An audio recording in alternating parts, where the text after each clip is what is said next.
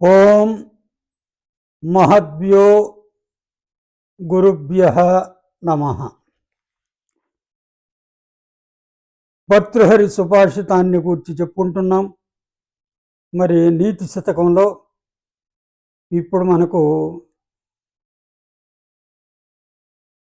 మూర్ఖ పద్ధతి అయిపోయింది, విద్వత్ పద్ధతిలోకి వచ్చాం. ఇక్కడ కూడా మరి ఇక్కడ విద్వత్ పద్ధతిలో శ్లోకాలు ఏ విధంగా ఉంటాయో చూద్దాం. అంటే విద్వత్ పద్ధతి అంటే విద్యను గూర్చి, పాండిత్యాన్ని గూర్చి చెప్పేటటువంటిది అన్నమాట. అందులో ఈరోజు హర్తుర్యాతిన గోచరం కిమపి సంపుష్ణాతి సర్వదా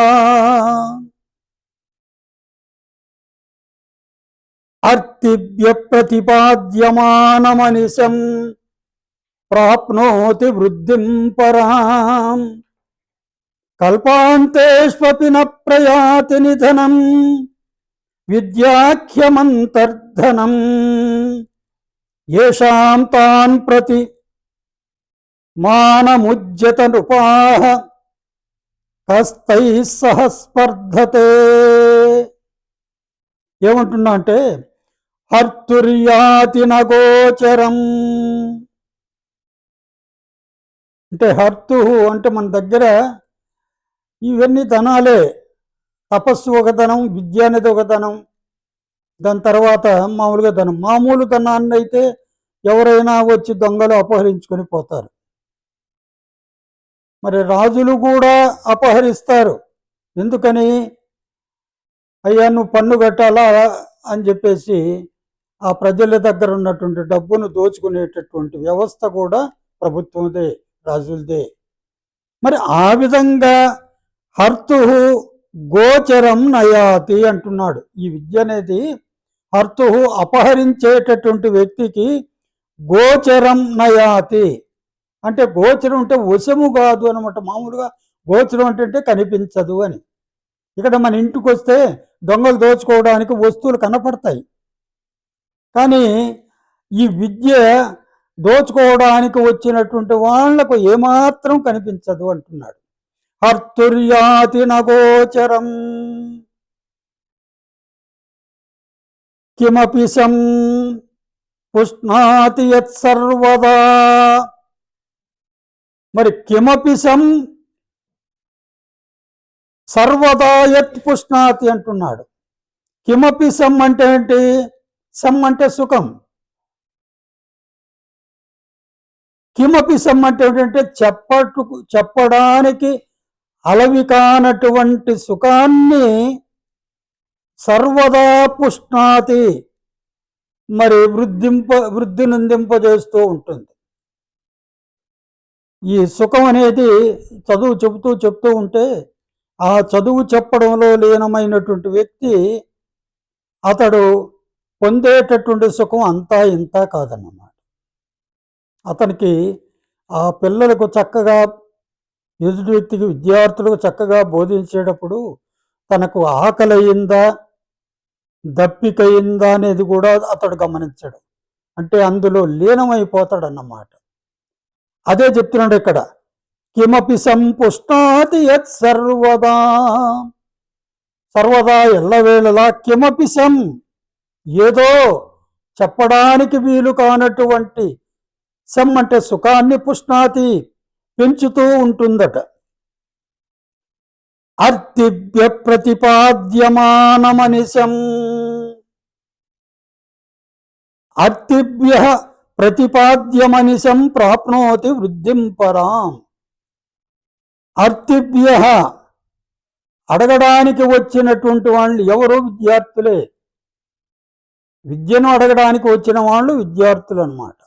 ఆ విద్యార్థులకు ప్రతిపాద్యమనిశం, అనిశం నిరంతరము, ప్రతిపాద్యం మనం వాళ్ళకు చదువు చెబుతూ ఉంటే, మనకున్నటువంటి చదువును వాళ్లకు ఇస్తూ ఉంటే, సమర్పిస్తూ ఉంటే పరాం వృద్ధిం ప్రాప్నోతి, మిక్కిలి వృద్ధిని పొందుతుంది అన్నమాట. చదువు అనేది మనం మొదట్లో నేర్చుకునేది చాలా తక్కువే. దాని తర్వాతనే కాలమే మనకున్నటువంటి చదువు వల్ల ఇంకా చదువు వస్తూనే ఉంటుంది. ఆ చదువు వల్ల సుఖాన్ని పొందుతూనే ఉంటాడన్నమాట.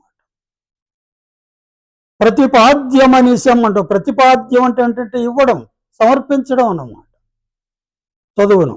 అనిశం ప్రాప్నోతి వృద్ధిం పరాం, మిక్కిలి ఉత్కృష్టాన్ని పొందుతుంది. ఆ చదువు ఇంకా ఉత్కృష్ట స్థితికి చేరుకుంటుంది అన్నమాట. కల్పాంతేష్వపి న ప్రయాతి నిధనం. మామూలుగా ప్రళయం వస్తే మరి ఊళ్ళు దోచుకు పెట్టుకుపోతాయి. ఈ చెట్లు అన్నీ కూడా కొండలు గుట్టలు సదరం అయిపోతాయి అన్నమాట. కానీ కల్పాంతేష్వపి, ప్రళయకాలాలలో కూడా న ప్రయాతి నిధనం, విద్యాఖ్యమంతర్ధనం అంటున్నాడు. ఆ విద్య అనేది న ప్రయాతి నిధనము. నిధనం అంటే నాశనము కాదు, నాశనం చెందదు. ఆ ప్రళయానికి అన్నీ పోతాయి, కొట్టుకుపోతాయి. కానీ ఆ మనిషి లోపల ఉండేటటువంటి అంతర్ధనం అన్నమాట, వాడి లోపల ఉండేటటువంటి ఆ సంపద ఉందే, విద్య అనే సంపద, అది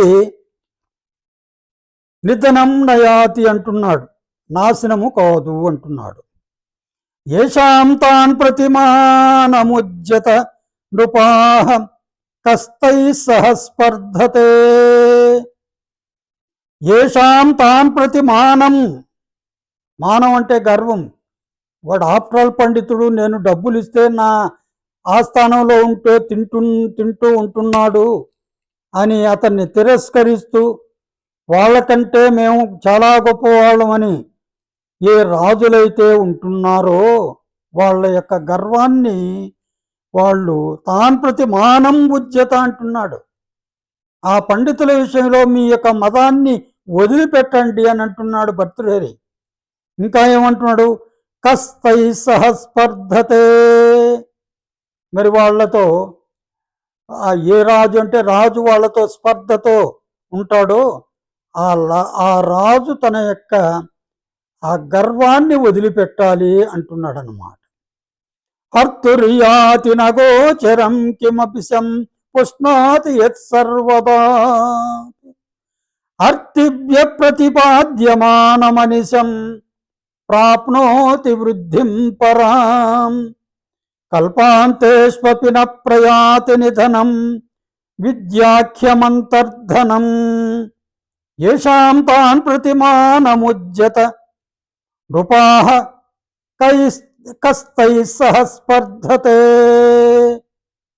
ఒక చక్కటి శ్లోకాన్ని ఈరోజు చెప్పుకున్నాం. తరువాత భాగంలో వేరొక శ్లోకాన్ని ఎప్పుడైనా చెప్పుకున్నాం. హరి ఓం తత్సత్.